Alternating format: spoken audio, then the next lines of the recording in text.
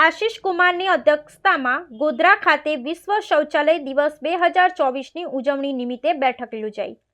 જિલ્લાના કુલ 7 લાભાર્થીઓને વ્યક્તિગત શૌચાલયના મંજૂરી પત્ર એનાયત કરાયા। પંચમહાલ જિલ્લા કલેક્ટર આશિષ કુમારના અધ્યક્ષસ્થાને કલેક્ટર કચેરી ગોધરા ખાતે તારીખ 19મી નવેમ્બર વિશ્વ શૌચાલય દિવસ 2024 નિમિત્તે ડિસ્ટ્રિક્ટ વોટર એન્ડ સેનિટેશન મિશનની બેઠક યોજાઈ હતી। જિલ્લા કલેક્ટરે બેઠકમાં સ્વચ્છતા એ આપણી સૌની જવાબદારી છે તેમ જણાવી ઉપસ્થિત સૌને જિલ્લાના વિવિધ સ્થળોએ આવેલ જાહેર શૌચાલયોમાં સ્વચ્છતા જળવાય તથા પાણીનો બગાડ ન થાય જેવો જોવા અનુરોધ કર્યો હતો। ઉપરાંત ગ્રામ્ય વિસ્તારમાં ખાસ કરી સ્વચ્છતા સંબંધિત ઝુંબેશ હાથ ધરવામાં જણાવ્યું હતું।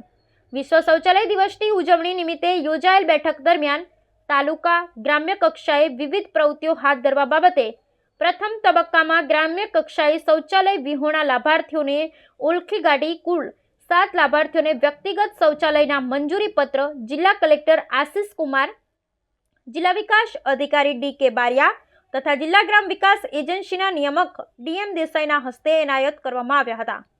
આ બેઠકમાં જિલ્લા કલેક્ટર દ્વારા જિલ્લામાં અત્યાર સુધીમાં નિર્માણ કરવામાં આવેલા શૌચાલયો અને તે માટે ચૂકવાયેલા સહાય સંબંધિત માહિતીની સમીક્ષા કરવામાં આવી હતી તેમજ આગામી સમયમાં હાથ ધરવામાં આવનાર કામગીરીના આયોજન અંગે માહિતી મેળવવામાં આવી હતી।